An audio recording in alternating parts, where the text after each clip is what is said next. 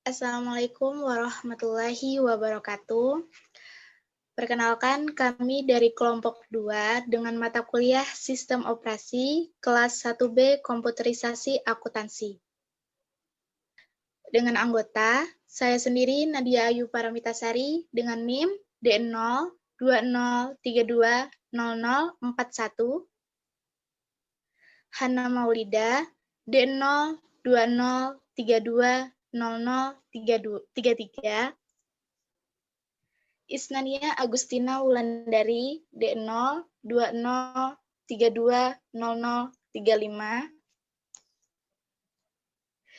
Endah Siti Nurjana D020320031, Fitri Handayani D020320032, dengan dosen pengampu Bapak Muhammad Syahid Febriadi, Eskom Mkom.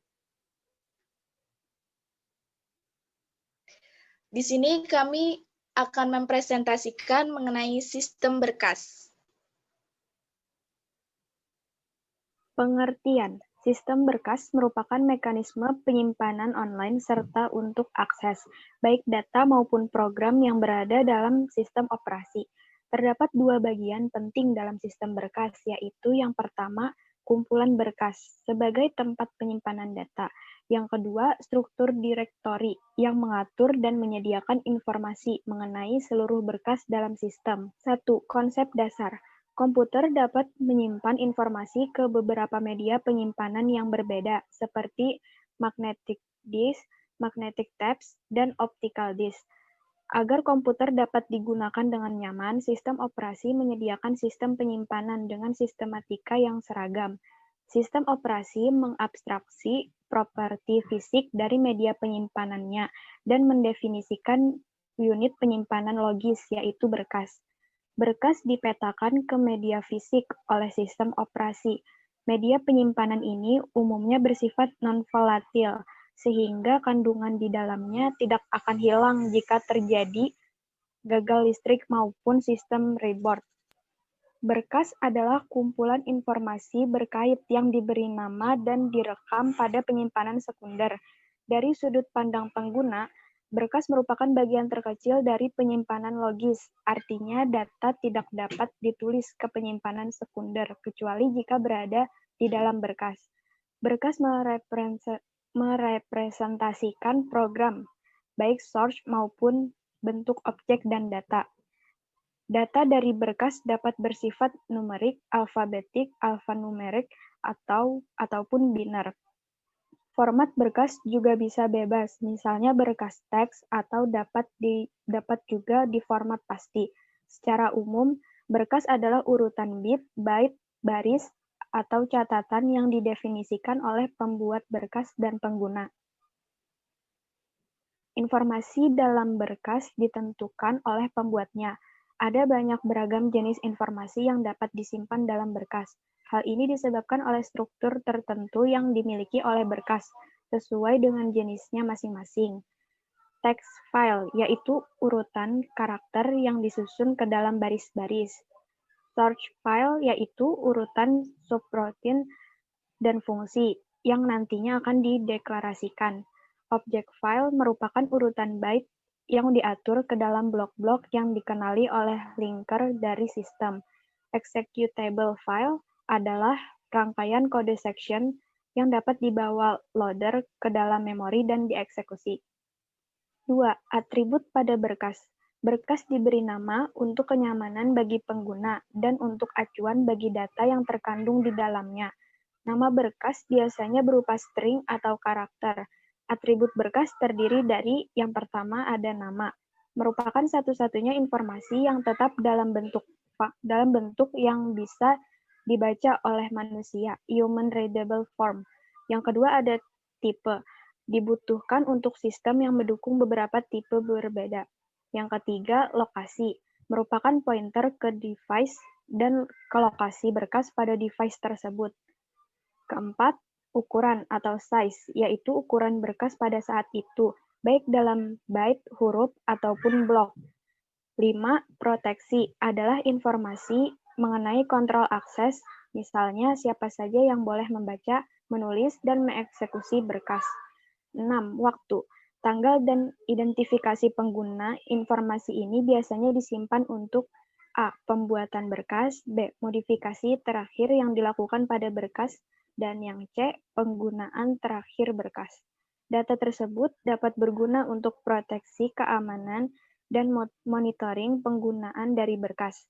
Informasi tentang seluruh berkas disimpan dalam struktur direktori yang terdapat pada penyimpanan sekunder.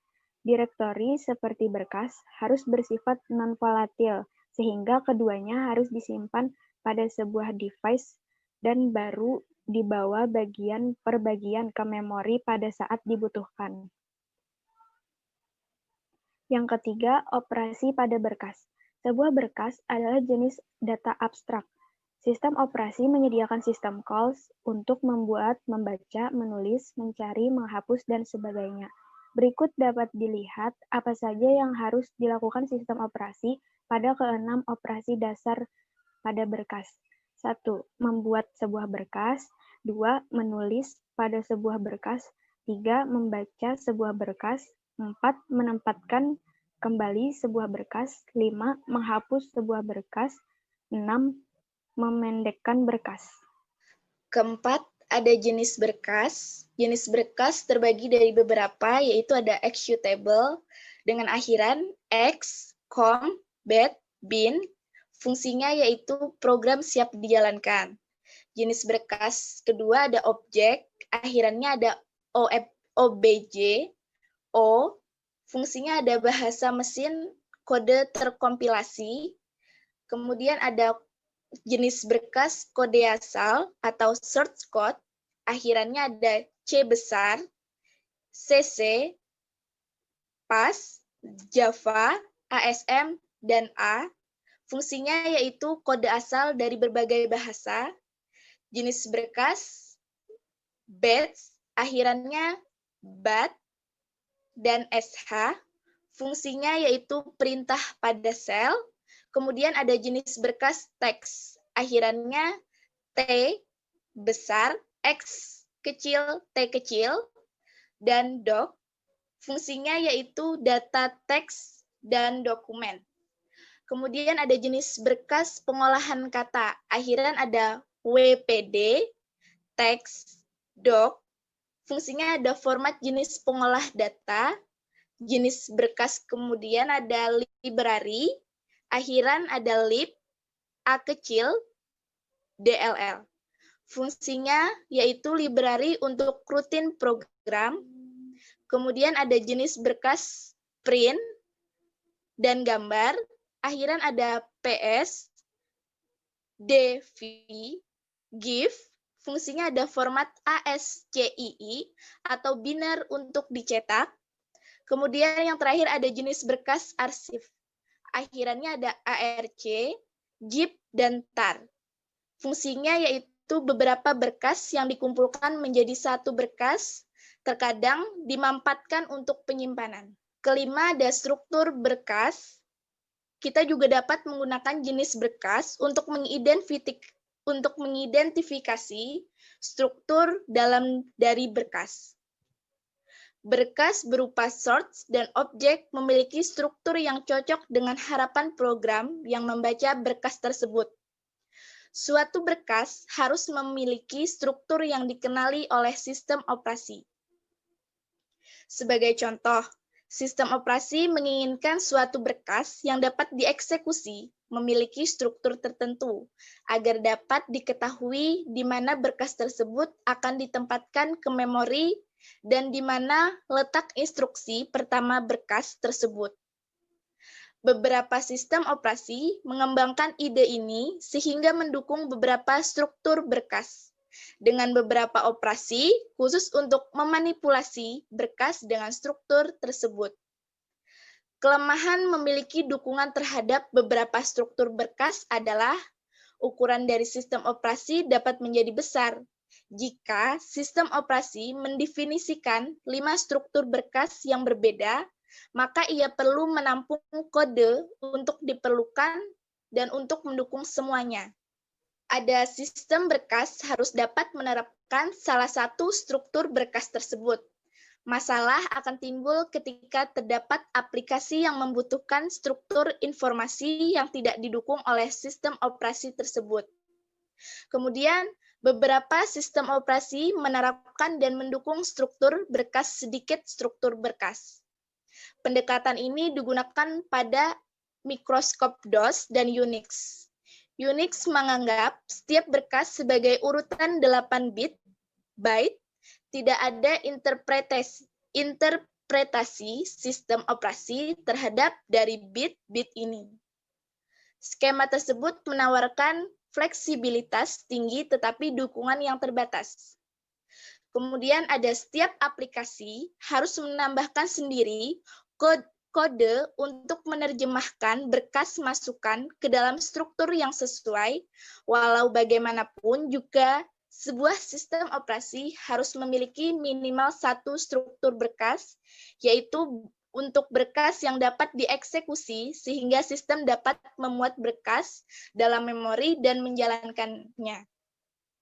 Kemudian, sangat berguna bagi sistem operasi untuk mendukung struktur berkas yang sering digunakan karena akan menghemat pekerjaan pemrogram. Terlalu sedikit struktur berkas yang didukung akan mempersulit pembuatan program. Terlalu banyak akan membuat sistem operasi terlalu besar dan pemrogram akan bingung. 6. Metode akses. Ketika digunakan, informasi penyimpanan berkas harus dapat diakses dan dibaca ke dalam memori komputer. Beberapa sistem hanya menyediakan satu metode akses untuk berkas. Pada sistem yang lain, contohnya IBM, terdapat banyak dukungan metode akses yang berbeda. Masalah pada sistem tersebut adalah memilih yang mana yang tepat untuk digunakan pada satu aplikasi tertentu. Metode akses terbagi atas dua, yaitu 1. Skuntil akses merupakan metode yang paling sederhana. Informasi yang disimpan dalam berkas diproses berdasarkan urutan. Operasi dasar pada suatu berkas adalah tulis dan baca. Operasi baca membaca berkas dan meningkatkan pointer berkas selama di jalur lokasi input-output. Operasi tulis menambahkan ke akhir berkas dan meningkatkan ke akhir berkas yang baru. Metode ini didasarkan pada tipe model sebuah berkas dan dapat bekerja pada kedua jenis device akses atau urutan maupun acak. 2. Direct access merupakan metode yang membiarkan program membaca dan menulis dengan cepat pada berkas yang dibuat dengan phased length logical order tanpa adanya urutan. Metode ini sangat berguna untuk mengakses informasi dalam jumlah besar. Biasanya database memerlukan hal seperti ini. Operasi berkas pada metode ini harus dimodifikasi untuk menambahkan nomor blok sebagai parameter. Pengguna menyediakan nomor blok ke sistem operasi biasanya sebagai nomor blok relatif, yaitu indeks relatif terhadap awal berkas. Penggunaan nomor blok relatif bagi sistem operasi adalah untuk memutuskan lokasi berkas diletakkan dan membantu mencegah pengguna dari pengaksesan suatu bagian sistem berkas yang bukan bagian pengguna tersebut. 7. Operasi pada direktori. Operasi-operasi yang dapat dilakukan pada direktori adalah 1. Mencari berkas. Dapat menemukan sebuah berkas di dalam sebuah struktur direktori, karena berkas-berkas memiliki nama simbolik, dan nama yang sama dapat mengindikasikan keterkaitan antar setiap berkas-berkas tersebut. 2. Membuat berkas. Dapat membuat berkas baru dan menambah berkas tersebut ke dalam direktori. 3. Menghapus berkas. Apabila berkas sudah tidak diperlukan lagi, dapat menghapus berkas tersebut dari direktori. 4. Menampilkan isi direktori. Dapat menampilkan seluruh berkas dalam direktori dan kandungan isi direktori untuk setiap berkas dalam daftar tersebut. 5. Mengganti nama berkas. Karena nama berkas merepresentasikan isi dari berkas kepada user, maka user dapat merubah nama berkas ketika isi atau pengguna berkas berubah. Perubahan nama dapat merubah posisi berkas dalam direktori. 6. Melintasi sistem berkas. Ini sangat berguna untuk mengakses direktori dan berkas di dalam struktur direktori. 8. Tipe akses pada berkas. Beberapa operasi berkas yang dapat diatur aksesnya. Yang pertama yaitu write, membaca dari berkas. Yang kedua, write, menulis berkas. Yang ketiga, execute, meload berkas ke dalam memori untuk dieksekusi. Yang keempat, append, menambahkan informasi ke dalam berkas di akhir berkas. Yang kelima, delete, menghapus berkas. Yang keenam, list, mendaftar properti dari sebuah berkas. Ketujuh, rename, mengganti nama sebuah berkas. 8, copy, menduplikasikan sebuah berkas. Kesembilan, edit, mengedit sebuah berkas. Selain operasi-operasi berkas di atas, perlindungan terhadap berkas dapat dilakukan dengan mekanisme yang lain. Namun setiap mekanisme memiliki kelebihan dan kekurangan. Pemilihan mekanisme sangatlah tergantung pada kebutuhan dan spesifikasi sistem. 9. Organisasi sistem berkas. Sistem operasi menyediakan sistem berkas agar data mudah disimpan, diletakkan, dan diambil kembali dengan mudah.